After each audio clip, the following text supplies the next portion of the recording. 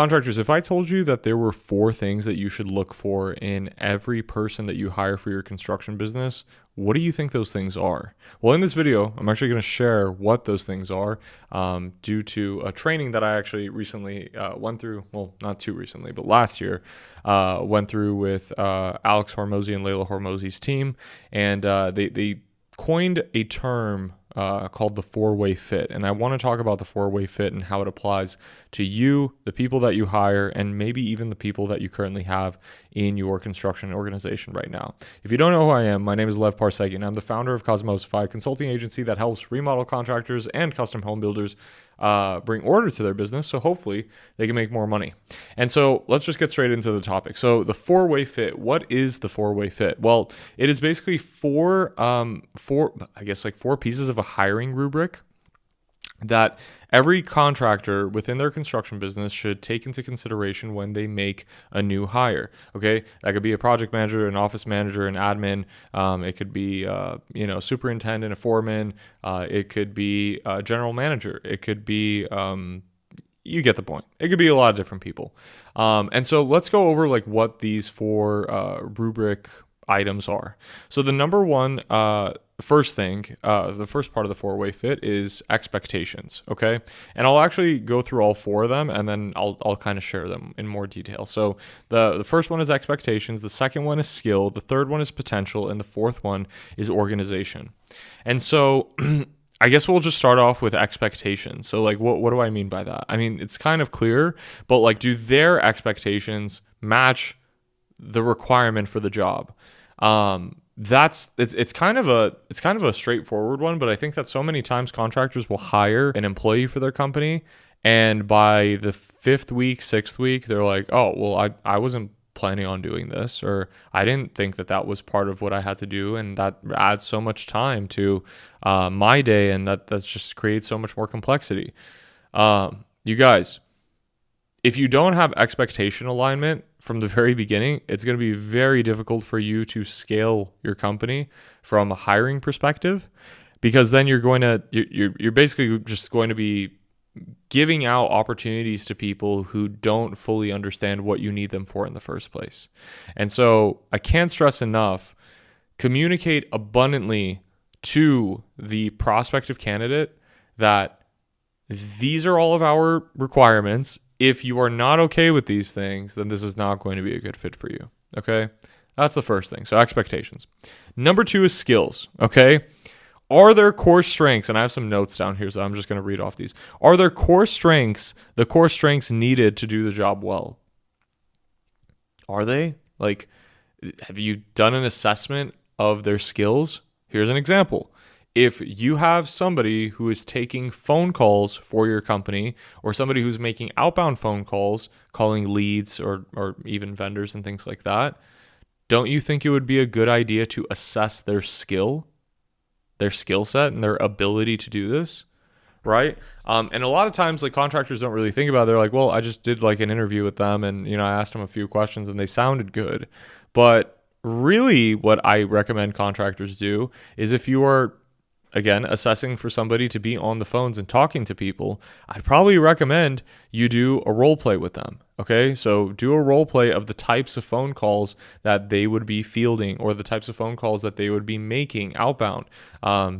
Play the role of a subcontractor, play the role of a vendor, play the role of a lead who inquired through the website, and see how they would, I guess, handle that situation. Okay, I can't stress the importance of assessing their actual skill versus just like talking through it over a Zoom call or over an interview, because you can only get so much information from asking questions versus kind of seeing how things show up in the field, or rather during the day-to-day.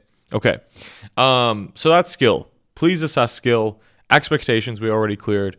Let's talk about potential. So the note that I have here is, does their career vision align with your company vision? Does it? Like, what is their personal vision for their life? Okay? What is their vision for their career? Where do they want to go? What does the next 3 years look like for them? 5 years, 10 years?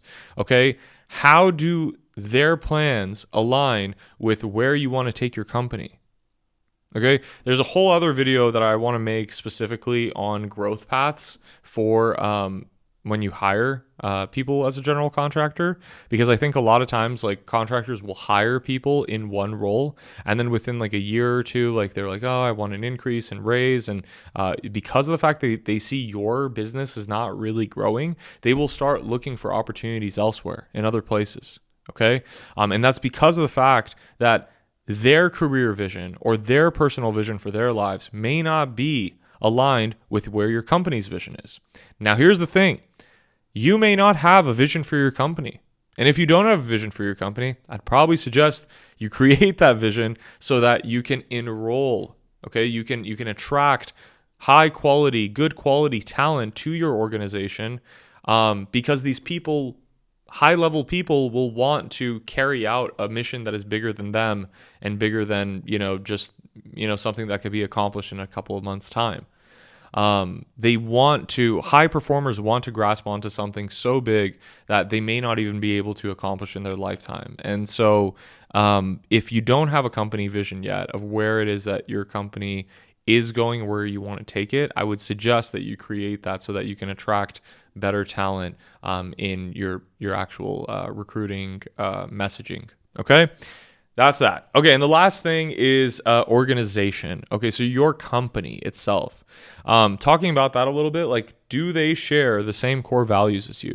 Number one, does your construction business have core values? If you don't have core values, I would suggest, again, doing an exercise to actually establish what your core values are, what you represent as a company, and the types of people that you want to, have represent your brand by way of their behavior, by the way of how they show up, by the way that they communicate with subcontractors, vendors, customers, and so on. If you don't have these things, I would suggest you, again, create it, because this is one of the best ways that you can assess culture fit, okay? If somebody's going to be aligned with the culture of the organization. For example, if one of your core values is do it the right way, okay? That may not be aligned with someone who has a core value of win at all costs. Okay, that's just one example. And you won't find out what their value is unless you are asking specific questions that align with their values. Okay, that's a whole other video, and I've kind of made a video on this when I actually spoke with Leila Hormozi, and I'll link that somewhere here. But yeah, you guys need to convey to the people that you are attracting to your business that you have a certain standard and certain values and certain things that are tolerated and certain things that are not tolerated. Like, maybe it could be like cursing and swearing on a job site. Now, like, you wouldn't, that wouldn't be a core value, is like, we don't curse or swear on job sites.